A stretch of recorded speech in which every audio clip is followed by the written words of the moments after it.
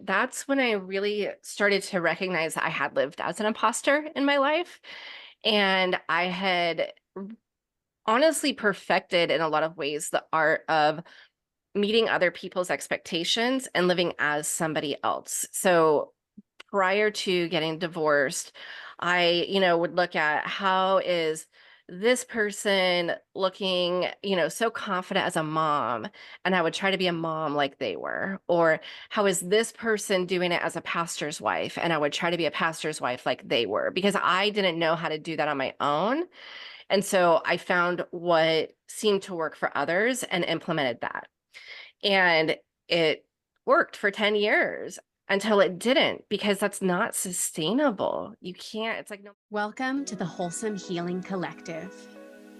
Join us on our podcast for a journey into the hearts of healers from all walks of life, diving deep as we explore meaningful conversations that have the power to inspire, empower, and share life-changing wisdom.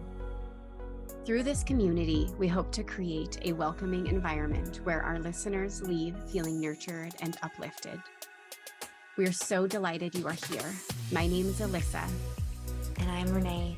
Grab a drink, get cozy, and let's dive in. Welcome back to the Wholesome Healing Collective podcast. We are here with Kelly Irene, and we're so excited to have her on today. She's going to be sharing her story as she has lived as an imposter in her own life for over a decade. It was through astrology that she learned to recognize and live as her most true self, leading to her success in a human resource career and finally feeling like she belonged in the world and to herself. Kelly is now an HR director, speaker, coach, and community builder. She teaches intuitive oracle card reading, astrology to identify your own place in the world, and she loves taking time to get outside, hanging out with her human kids and her animal kids, or just curling up with a cozy blanket and a good book. I'm so excited to dive into our conversation today. But before we do, I'd love to ask you our signature question. What is your favorite self-care practice?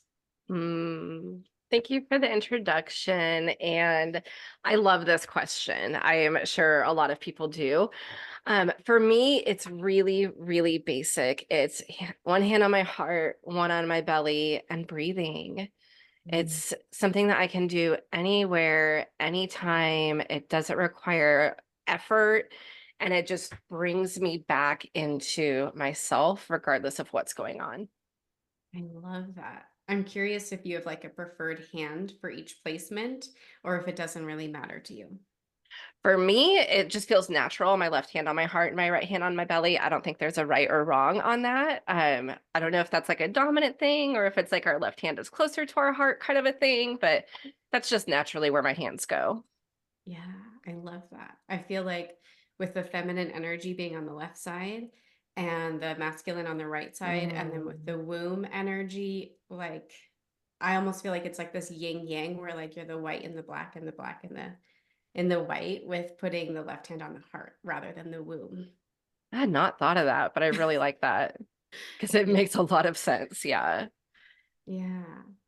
I'm So, curious yeah. what your origin story is with this work. What made you start to dive into the pursuit of your truest expression?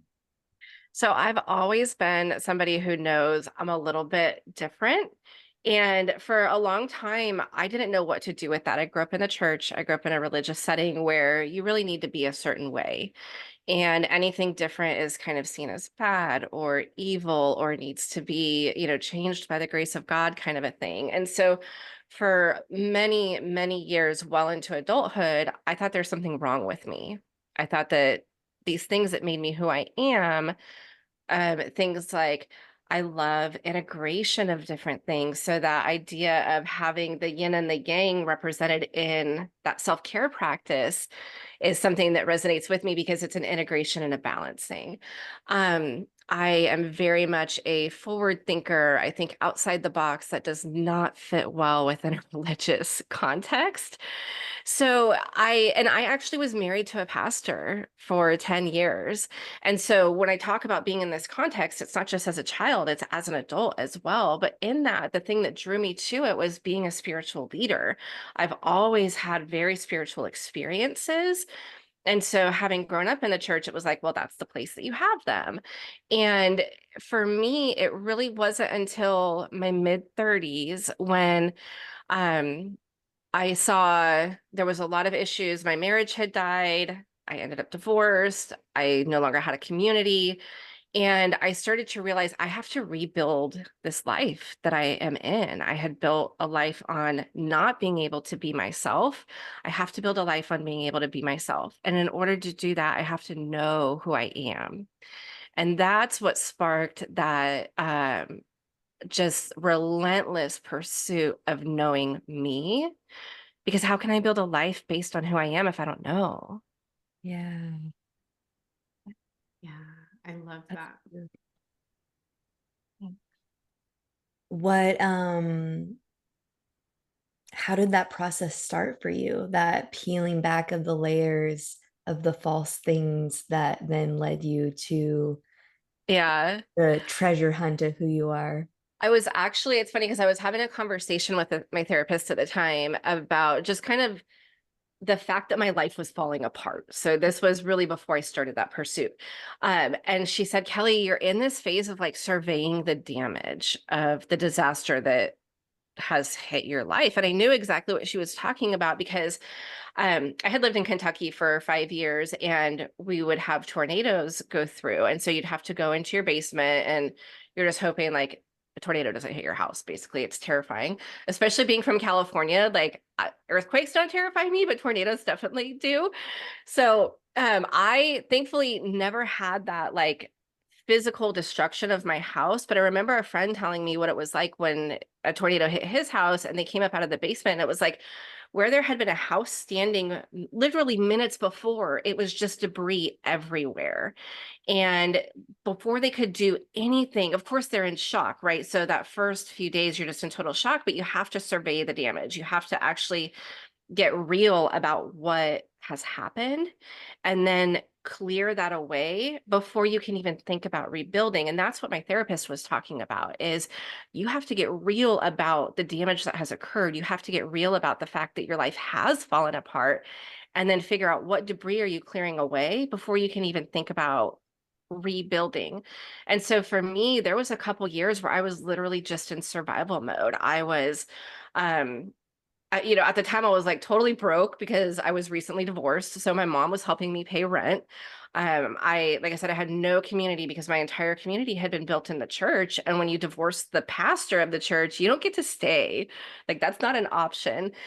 And I had moved as well, and I had two young kids, and it was just like survival mode. All I could do was make sure that my kids were fed, my bills were paid, and I made it to work each day.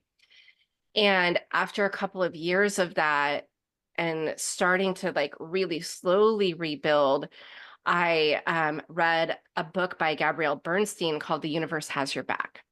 Love that book. It's so good. And it gave me language to begin to come out of survival mode. It gave me the language of universe and support. And it really took a lot of what I had experienced as a child or as a young adult spiritually and gave it new language because I could no longer accept the language of the church by that point. I had, the part I haven't talked about is through losing that community, I stopped going to church. Like that no longer was part of who I am. And so I needed that new language to be able to say, okay, no, the concept of God that I had known doesn't work for me, but universe works. That resonates with me. The concept of the energies around us, that resonates with me. And so that for me was a turning point. And then that is where I started to get into reading oracle cards and astrology. And we can talk more about that, but I don't want to like totally go off on that if that's not where you want to go. But that's, for me, that book was a major turning point because it gave me that language. Yeah. That is awesome. And I love that you shared that because I think a lot of people in similar situations where they have an experience like that of leaving the church, sometimes it ends up being a completely closed door that Mm-hmm. they revisit, Yeah. and then it cuts them off from the opportunity to find that new language and Yeah. to be able to still have those spiritual and really deep experiences in a different context than what they had experienced before. Yes. And I hope that that resonates. I hope that people are listening that maybe had that experience and this kind of piques their interest of, oh, so there is a whole realm of possibility outside of the language of the church. Mm-hmm. Yeah. Absolutely. Yeah. There's a lot of language out there that helps. Go ahead. Yeah, I don't want to take us on too much of a tangent, but I was just going to share that my mom came from a very religious family um and a very like open Christian community in the sense that they were very open to um the concept of energetic forces and Mm, energetic warfare and some ideologies don't want to entertain the good and the bad energies. They only want to focus on the good ones, right? And so she was very open to the practice of seeing into other realms and participating in group activities where people are contributing different gifts, whether it's clairvoyance or being able to hear or see. Um, and it's really unfortunate that when her mom, who was her biggest connection to the church, mm-hmm. passed and she moved, she just completely moved away from the Mm, church and that community. And in doing so, kind of severed her own gifts in that way mm, and left it all in the past. And she was a very gifted person and seen in the spirit. And but she was very conditioned that you only do that in the church. And if you don't, mm. if you do it outside of the church, it's dangerous. Yeah. So when she left the church, she just left it all behind. And Yeah.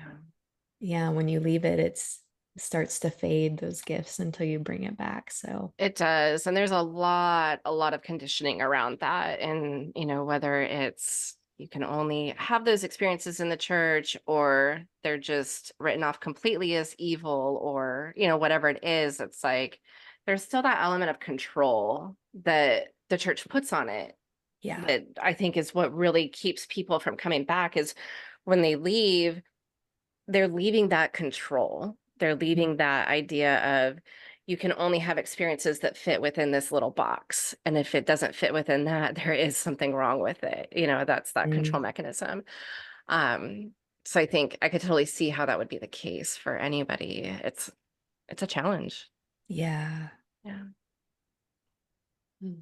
I love that conversation. And I'd love to I would love to talk more about it. We've discussed like little bits and pieces of all of the control and that stuff. But as you said, you were surveying the damage and maybe starting to pick up some of these pieces. You Hmm. realized you weren't living in alignment with who you really wanted to be. Hmm. I'd love to chat more about that and how you came to realize what is your path and who are you under all of those layers. Yeah. So in surveying the damage, that's when I really started to recognize I had lived as an imposter in my life.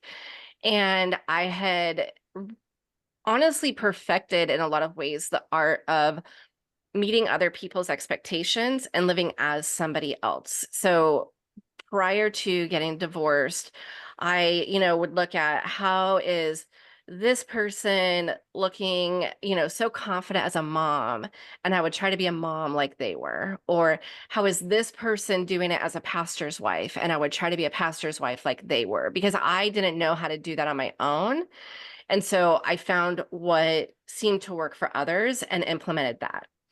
And it worked for 10 years. until it didn't, because that's not sustainable. You can't, it's like no matter how hard, and we all do this in different ways, no matter how hard we try to live like somebody else, at some point we're going to fail at that. And when I think about imposter syndrome, I think not only about trying to do it as somebody else, but also not being able to recognize our own success.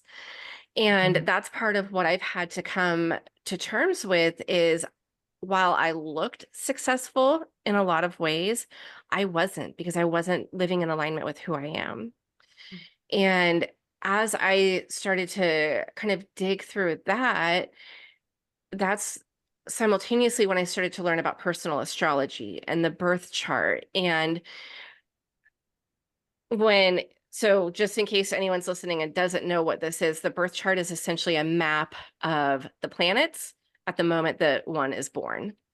And so when you look at a birth chart, you've got like the sun and the moon and each of the planets, and they're in a specific zodiac sign. And what I started to see is, okay, as I'm learning about the various energies that are spoken of in reading the chart, it's again giving me a language to understand my experience of myself. And so this idea of wanting to integrate opposing forces, of wanting to find balance and harmony, when I learned that I'm a Libra rising, that the horizon was in the sign of Libra the moment I was born, it was like, oh, that's why I value those things so deeply. That's why I'm always seeking beauty. That's why I have no problem taking opposing ideas or things that seem like they shouldn't be able to fit together, and I'm going to find a way to bring them together because of those energies. Or the fact that I am such a forward thinker. I love technology. I love to think outside the box. I am very much driven to help and to find ways to bring those who've been oppressed or marginalized to widen the sphere so that there's room for them. Well, my son is an Aquarius. That's how I show up in the world. That makes sense. I'm not being true to who I am if what I'm doing isn't helping the broader collective, if it's not helping the marginalized, if it's not somehow for the mystics and the misfits. Like, that's very Aquarian. Our moon sign is like how we get our needs met, how we feel satisfied in the world. Well, my moon is in Capricorn, and that energy is very much like building structures. I always think about like the peak of the Matterhorn with Capricorn, where it's like it's so high up there, it's such gorgeous views, but the only way you get up there is like if you're a mountain goat, or if you're somebody who can take things one step at a time and figure out how to do it that way. And that's like how I find satisfaction.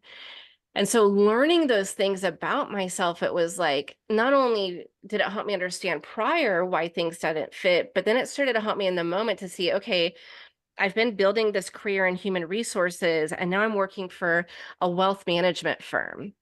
Well, am I helping the outcast with this? No, I'm helping rich people get richer, right? And so that's not in alignment with who I am. Um, it's, those are the things that it was like, okay, all of a sudden the light bulb has come on.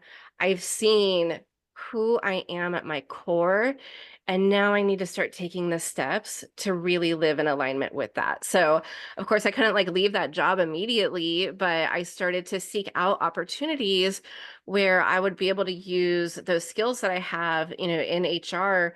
That can be very Capricorn with building, like I'm building technology, I'm building structures to help others, but what's that broader purpose? In the wealth management firm, like I said, it was helping rich people get richer.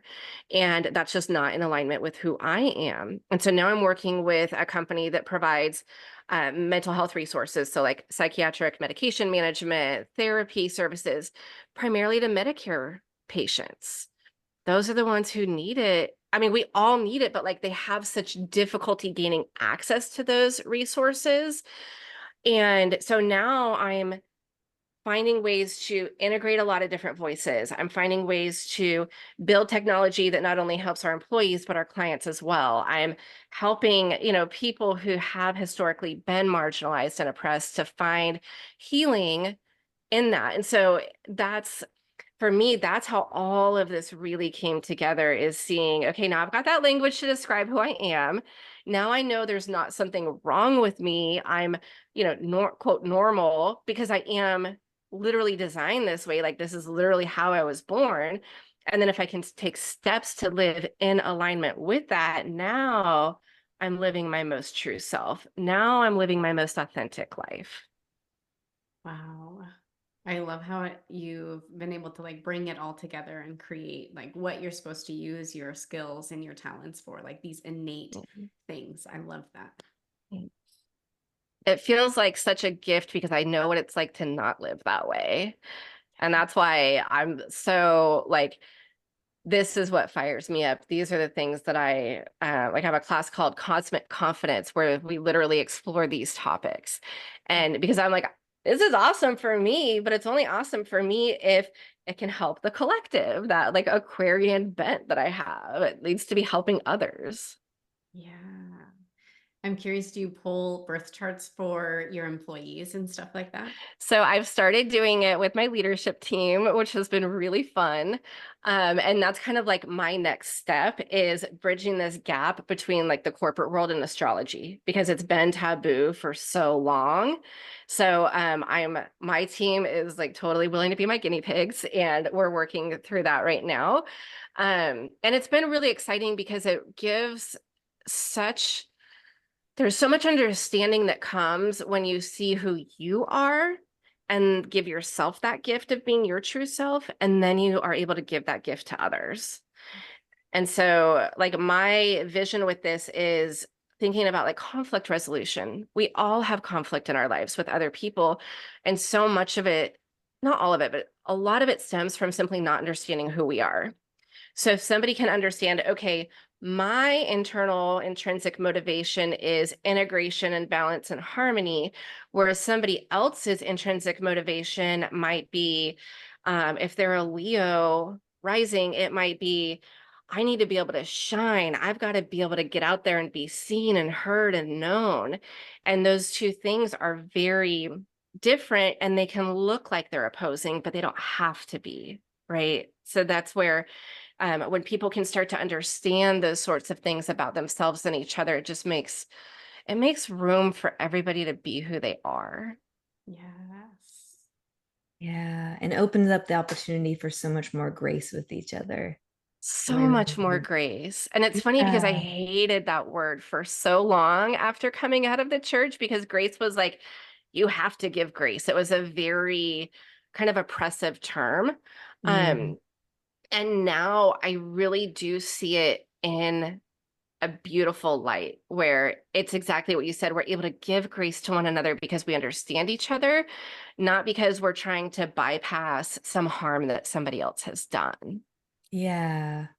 Because unconsciously we think that other people are seeing it from the same vantage point and then are opposing you. Yes. And then when you realize, oh, wait, they have a completely different perspective of the world, and it has nothing to do with me, it has Yeah. nothing to do with being against my opinion. It's just that they, from their constitution, can't see it the way I see it. Yes. Yeah. Yeah. I like to think of our rising sign as like the lens that we see the world through. And when we can understand it that way, then it does help us really see, okay, my lens is very specifically this way, and their lens is very specifically another way. So we're literally not looking at the same thing. Yeah. Yeah. Yeah. And then once we realize that, we can come together and say, okay, now I have language to better explain to you how I see it. And I'm open for you to share with me and help me understand how you see it. Yeah. Yeah. And it really takes away that need to like, we have this kind of need to self-preserve, understandably. And so when we're not able to be our true self, we can't allow somebody else to be that. And when something feels like there's tension or conflict, or not necessarily seeing things exactly the same way, it often feels like, oh, I've got to preserve myself against this, versus, okay, I'm comfortable enough in who I am. how I show up in the world, how I see the world, I can allow you to be that person. I can allow you to Mhm. see it differently. I can allow you to approach something differently. Yeah, because it's not threatening to you anymore. Yeah. You're so secure in your own Yep. perspective and beliefs. Yeah. Yeah. Which when we think about imposter syndrome, it's like that's not the core of the problem. The core of the problem is we don't know who we are, so we can't show up as ourselves, and therefore we feel like an Mhm. imposter. And with imposter syndrome, a lot of times that's exactly what it is. It's, I don't know who I am, so I don't know how to show up to this as myself. Or I don't know who I am in this context. Ooh, And yeah. so, especially when it's a new context, it's like, yeah, I know who I am. I know what, how to be confident, how to live in alignment with myself. But when I'm starting something new, I don't know how to do that as me. And so, can I take the time to figure out what that's going to look like and show up that way and consider that a success because I did it as myself versus trying to see how somebody else has done it, show up the way that they might have done it, and then feel like a failure, right? And continue that imposter syndrome cycle because I didn't show up as myself in that. Mm, wow. And for you, learning about you is obviously, sorry, that was really jumbled up. It's For okay. you, peeling back those layers and learning more about yourself, has that really been discovered through astrology or maybe even the oracle cards you mentioned? I feel like those are Yeah. such a powerful tool. It's been a combination. The astrology has been really helpful. The oracle cards have also been really helpful because that's where I've been able to do a lot of journaling and reflection, and using them to get to know myself has been that happened like chronologically before the astrology piece. And so it was through, pulling oracle cards and just saying, who am I? What is my purpose? What am I supposed to be in the world? Or even just what is something about myself that I can like focus on today? And then pulling a card and seeing the warrior woman, or somebody who's leading the pack, or the intuitive, then it's like, oh, I am that person. Am I don't know if I feel that way. And then journaling through that and just kind of free writing all the thoughts that come from that. I love journaling. I know it's not for everybody. I always say, like, if you don't journal, draw a picture, make a collage, paint, dance, sing, like do something to help you express what it is that you're trying to process, even if it's not through written word. Mm. Do you have a favorite deck that you use? Yes. I love, oh my gosh, I'm blanking on the name of the deck. It's Rebecca Campbell. Mm. What does it? Work Your Light. I'm gonna see if I have it Yeah, up here. I love that one. The Yes, Work Your Light. I do have it. Since we're visual here, it's the Work Your Light deck by Rebecca Campbell. And this was one of the first two decks that I bought. And for like knowing yourself, it is an incredible deck. Just Yeah. so powerful. And it's one a lot of times that I start with, like when I'm teaching people how to read cards, that's one of the decks that I'll start with because it really does teach that like intuitive knowing. Like I always think about that as our sixth sense, that we all have intuition, we all have an inner knowing, and we have to learn how to use it. A lot of times we've allowed our other five senses to kind of take over. So learning how to tap into that sixth sense is really incredible when trying to like live in alignment with who you are. Yeah. So true. I'm curious about something you said earlier about how the more you got to know yourself and started living in alignment, the more normal you felt. Mm-hmm. And I'm curious if we could double click into that a little bit. Yeah. 'Cause I think that's so revealing to, or in kind of counterintuitive to what we think. We think Mm-hmm. by emulating what someone else is doing, what's popular, what's successful, what's XYZ, that we're going to either start to embody that same success or we're going to start to fit in with that crowd. Yeah. And it feels like by stepping deeper into our own selves that we're going to stand out more. But in Hmm. reality, we start to feel more normal, even if we are standing out. So Yeah. I'm just curious if we can dive into some of those nuances. Yeah.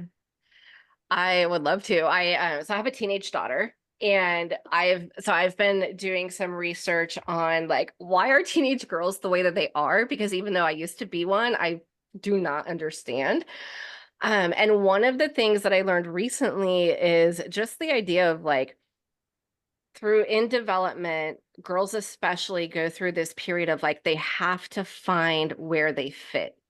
And anything that looks like it might jeopardize that is like that is catastrophic in their lives.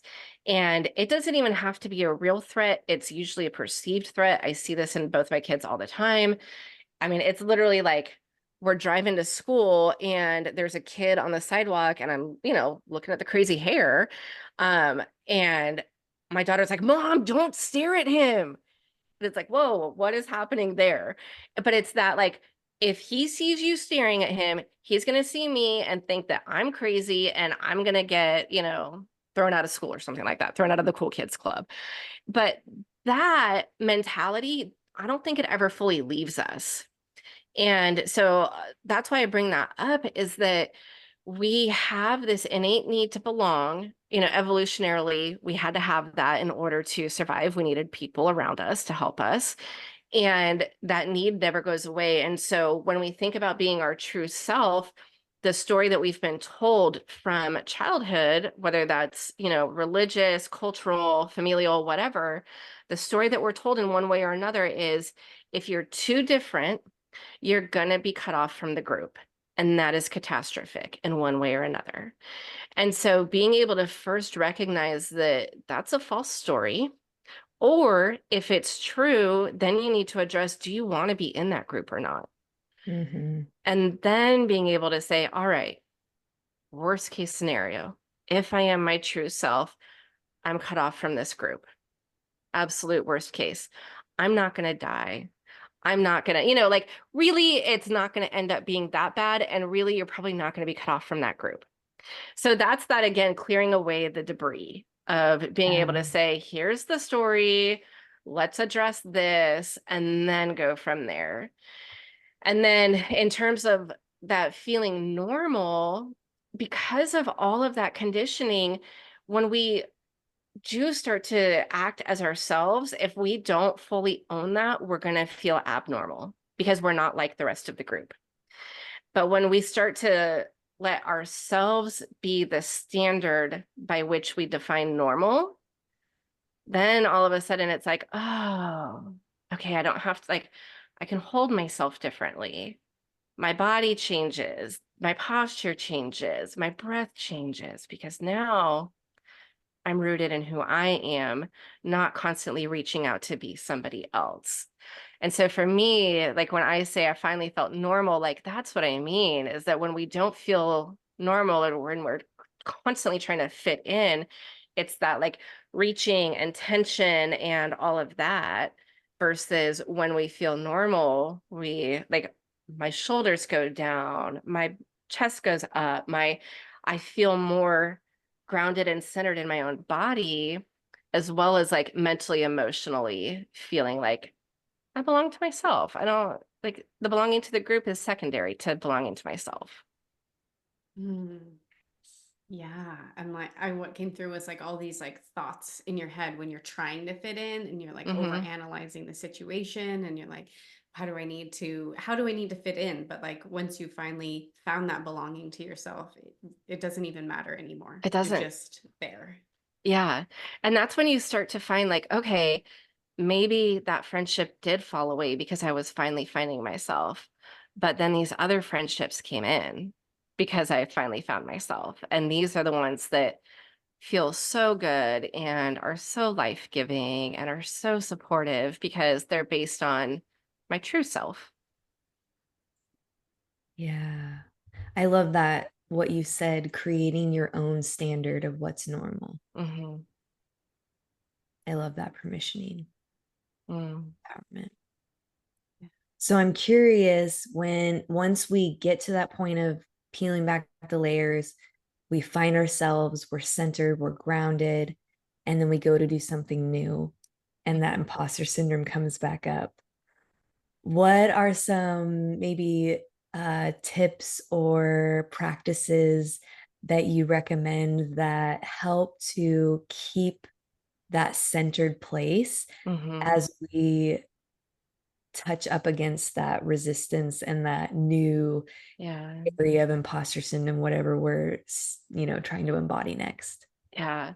I always go back to hand on my heart, hand on my belly, getting grounded, right? Having that physical sensation of coming back to myself before I can have the mental, emotional sensation of coming back to myself. Um, for me, and this will lead into the tricks, it's, my newest thing has been embracing myself as a speaker and a coach. Mm. And when I first started doing that, my imposter syndrome came out. Who's going to want to listen to me? Who's going to want to hear what I say? Who's going to, come to me for coaching? Why am I the one who should be doing this? All these questions, right? Or aren't there already enough freaking coaches out there? Aren't there, it's whatever that imposter syndrome looks like, or whatever that may not be imposter syndrome necessarily, but whatever that like mental block is of, okay, I'm not doing this because there's already so many people as coaches. I don't know if I should do this because I have a really secure job and why would I want to rock the boat there? I'm not doing this because my family might not understand it, my friends, my partner, whatever it is that we're hearing. Then it's after we come into that, like, okay, I'm safe. Now I can hear these stories. It's allowing ourselves to hear those stories.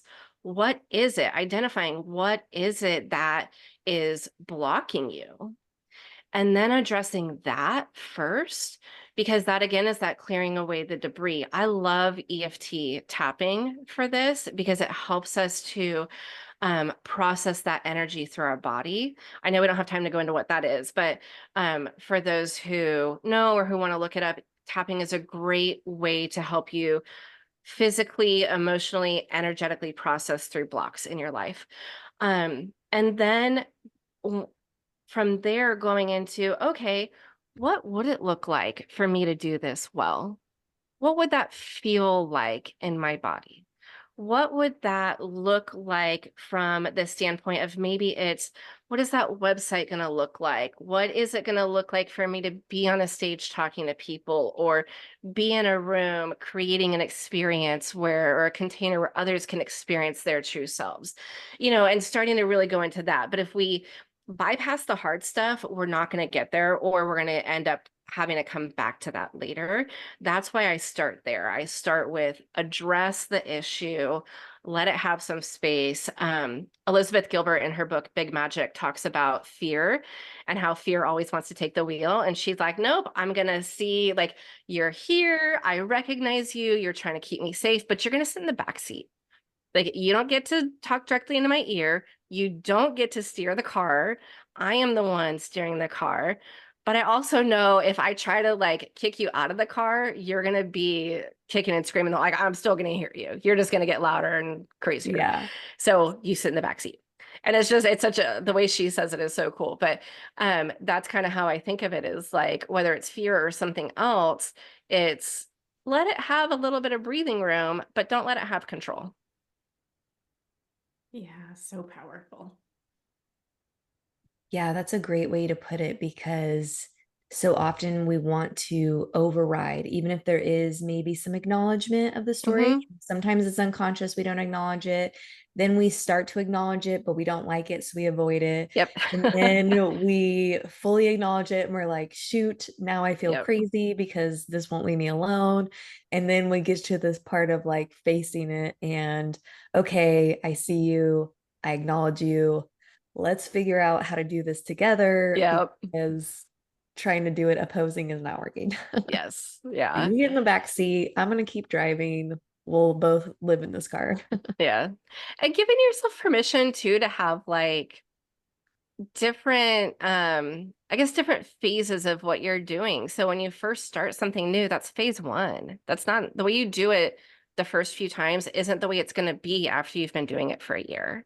And so kind of giving yourself permission to just start with phase one. It's not going to be perfect. It's not going to be fully fleshed out. Like, that's okay. Phase two is going to be a little bit better. Phase three is going to be an improvement on that. So kind of giving yourself permission to just start is really important Oh, too. we all need that. I know I do. Yeah. I need that all the time. I just want it to be perfect from the get-go. Yes. Yes. Yep. Oh. Yeah. Is there anything else you'd like to leave our audience with before we wrap up? Oh, I think has been an incredible conversation. I always just want to leave people with it's worth it. It's worth getting to know yourself. It's worth risking that feeling of being an outsider to really get to know who you are. Because once you start to live in that, like everything changes in amazing ways. Mm, a And where beautiful note to can, end on. yeah. And where can our listeners find you? I'm on Instagram at Kelly Irene. So it's IKELLYIRENE, or on Instagram at Most True You. And then I have a website, which is mosttrueyou.com.